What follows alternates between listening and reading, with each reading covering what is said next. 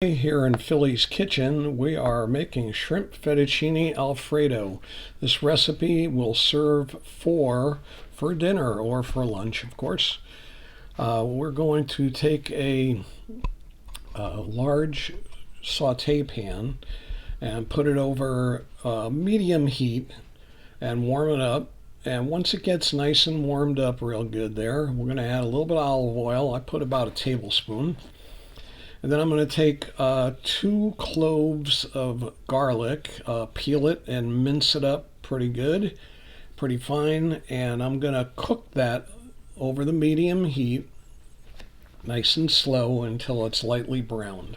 I don't want to cook it too far because I don't want to get too strong of a flavor, but I do want to have that garlic flavor in there. So we'll let that saute a little bit here, stir it around a little bit as we go. And let's see, that's nice. Keep cooking it, toss it around a little bit. Don't put too much oil in the beginning because we're going to add cream and cheese, and that all has an oil component to it. We don't want to make this an oily dish.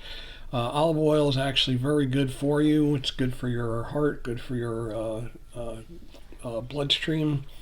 Anyways, now we're going to add in shrimp. I've got about 12 ounces, 12 ounces, peeled in the vein, tail removed, and these are size 21-30 shrimp. We're going to lightly cook them. I don't want to cook them all the way through yet. We'll add a little bit of salt and a little bit of pepper, just a little pinch on each one. And the pepper, I'm doing fresh cracked black pepper in my pepper mill. The pepper really gives it a nice flavor, especially when it's freshly ground like that. So I'll turn them over a couple times, the shrimp, and get them, like I said, about 2/3 of the way cooked through. We're going to add it back in at the end of the recipe so they don't have to be all the way done. There I go, showing you my fancy flipping pan skills. I don't know if you want to try that because it can get kind of messy if you don't know what you're doing. But I'll show you that in a different video. We'll teach you how to do that one. Anyways, once they get a little bit browned up, I'm going to take and get them out of the pan. Not quite yet, though that guy wanted to get out on its own. These are just about far enough, but we'll get them just flipped over a little more and get them nice and cooked. Like I said, we're going to cook them a little bit more at the end there, so if it's slightly underdone, not too bad. So yeah, those are looking really good. Boy, I wish you could smell them. They smell great too. I like the nice big shrimp like this. They really hold up nice in the sauce and give you a really nice presentation. Anyways, once we get them there, I'm going to take them all out of the pan. And while you're doing that, you could also like and subscribe to Philly's Kitchen. The more you do, the more I can do. Anyways, get that. The pan is pretty good there. I'm going to take now and add a couple of cups of heavy whipping cream. The heavy whipping cream will thicken up on its own by cooking it down. So we're going to bring it up to a boil, and we'll let that simmer, drop it down to a simmer, and let it go for a little while. Don't let it go too long. You're going to add the Parmesan cheese, which will really thicken it quite a bit. And you could always cook it a little bit longer, but once you get past a certain point, you can add a little. If you're too thick, you can add a little bit of water to it.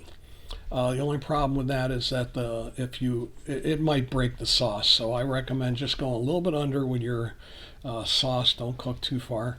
That's getting there. That's just a little bit longer. Like I said, I'm going to add Parmesan cheese. I got freshly grated Parmigiano Reggiano cheese. Stir the cheese in well and cook it until the sauce is, fairly thick, but you're not going to get it all the way because it's still going to thicken up some more once you add in the pasta. So we were going to let that melt in there real nice, get a nice little thick sauce.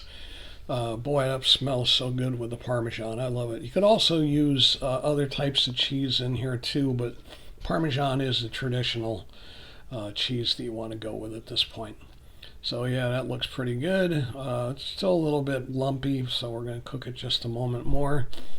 We're going to add about 12 ounces of fettuccine noodles that I've cooked, 12 ounces before cooking. I'll cook them off al dente.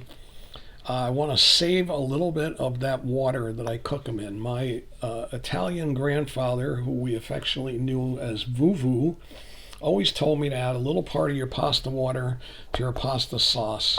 Gives it a really nice addition to the flavor. And also you could use it, like I said, to slightly thin down your sauce if you've gotten a little bit too thick. So I'm going to add a pinch of ground nutmeg and a couple tablespoons of unsalted butter. The butter just makes it even thicker, plus gives it a really nice richness there at the end. So just a little bit of butter, a little bit of nutmeg. The nutmeg's not real traditional, but I think it's such a great flavor. I discovered it at one point and I love it. So I always put that little pinch of nutmeg in there. Then we're going to, and like I said, I'm going to use a little bit of the pasta water. We'll put about 3 tablespoons or so once I do it. I've got the shrimp back in there. We're going to heat them up a little bit. And then we'll get that fresh pasta, I'm sorry, the freshly cooked pasta in there, in the fettuccine noodles. And we'll give that, let's see that, oh boy, yeah. Give it a little taste. Check it for salt and pepper. Sometimes you need a little bit, but remember the Parmesan's kind of salty, so you go real light on the salt in the beginning, and you could always add more. But this one needs just a little bit of pepper. Give it a little bit of zing at the end there. We'll let that cook in a little bit, stir that up a little, and then we're going to add in our fettuccine noodles. I probably could use a slightly bigger pan here, but it's still working out real good. And I turn the heat down real low at this point because I want to just get that pasta stirred in real nice and not make too big of a mess in the meantime. Anyways, that sauce looks so good. Boy, it tastes great. This makes a really good dinner. I like to serve it maybe like with a Caesar salad or nice little salad, or maybe a little bit of fresh fruit or something on the side. You could also do maybe some asparagus with it. Instead of doing shrimp, I quite often do chicken. I'll do some chicken thighs and pretty much cook it the same way. Just cut it up in smaller pieces ahead of time.